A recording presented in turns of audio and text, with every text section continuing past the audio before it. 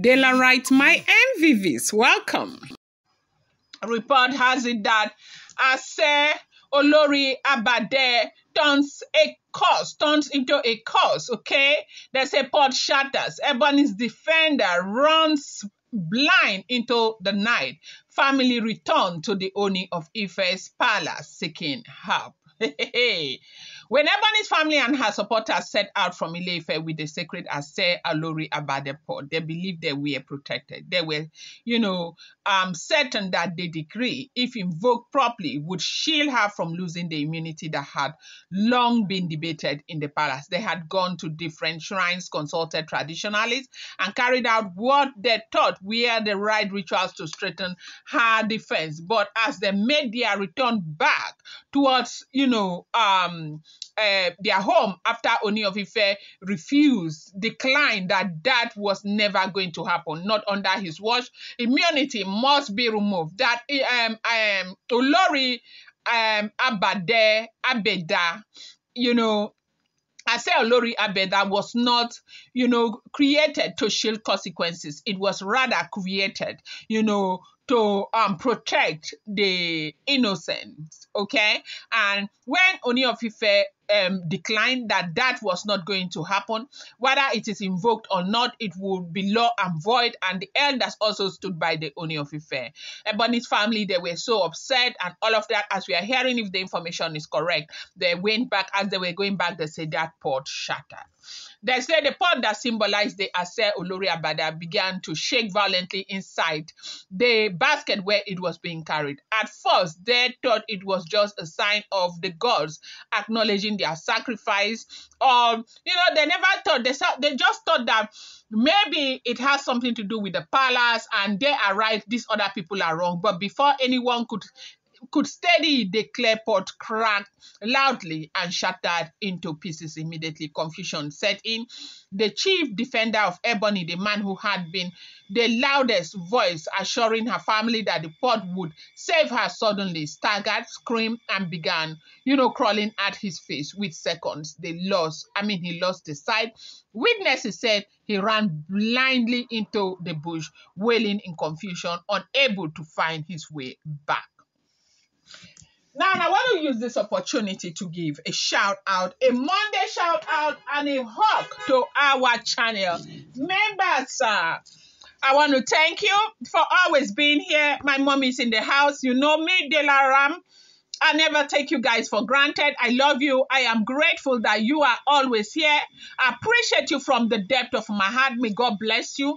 May, that which you so desire in your life come to pass. May God make his face shine upon you. May help find you.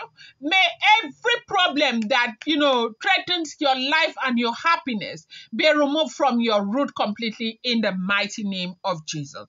Giving a shout out to Mommy Abe, the Mommy Titilayo Oluwayeye, Mommy Tony Uzo, Mommy Joyce Nduweze, Mommy Kende Adeniyi, Mommy Busy B, Mommy Elizabeth Agunrede, Mommy Taiwo, Ali Balogo, Mommy Tony Bell, Mommy Oyeyemi, Fasakin. God bless you guys. Appreciate you from the depth of my heart. Okay? From the depth of my heart, I love you. Yesterday, I was trying to kind of get my internet to check on my laptop to see if I have, or we have more, subscribers, okay? And so I can give a shout out to the names, okay? But, I was traveling. It was it wasn't really good for me. I haven't been able to check. Hopefully I check today. By tomorrow, hear your name in the shout out. If you are a channel member and I've not been giving you a shout out, please forgive me, okay? I appreciate you so much. I love you. God will bless you. God has seen your heart towards us in the name of Jesus.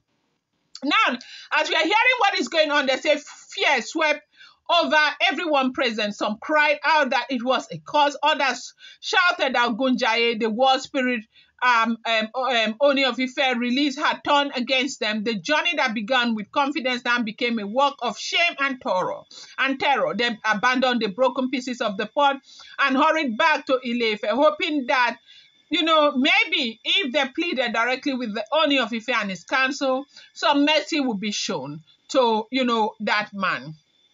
When they arrived at the palace, their appearance, caused a stir. Word had already spread that the sacred pot had broken and that one of their strongest men had gone blind. By the time they stood before the elders, they were already trembling, ashamed and desperate. They admitted that they had tried to use the Àṣẹ Olórí Àbẹ as a shield for Ebony, but things had gone wrong.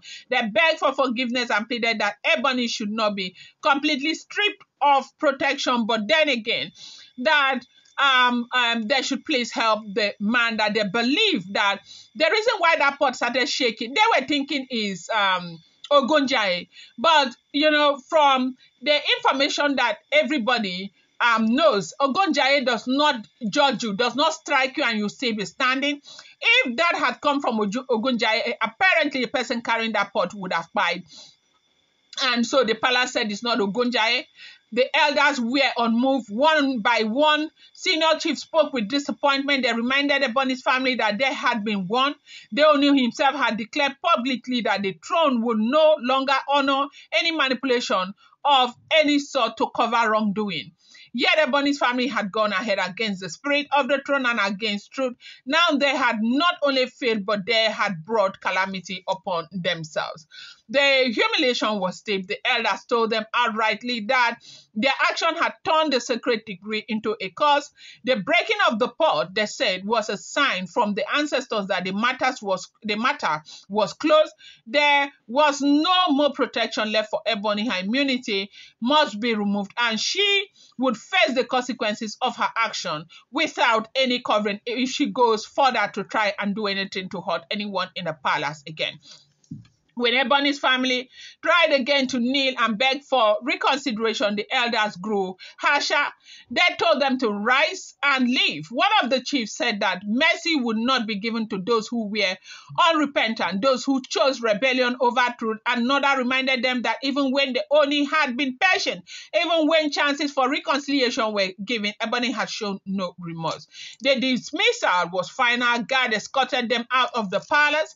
People who had gathered outside to watch whispered among themselves, some mocking, some shaking their heads in pity. The once proud family walked away slowly, their dignity in tatters, knowing they had been cast out in disgrace. The story of the broken pot and the blind defender spread quickly through Ile-Ife, serving as both a warning and a lesson. How is it possible that Kabiyesi can make a decree and tell you what he wants, and you will stand and say you are bigger than? Are you bigger than Kabiyesi?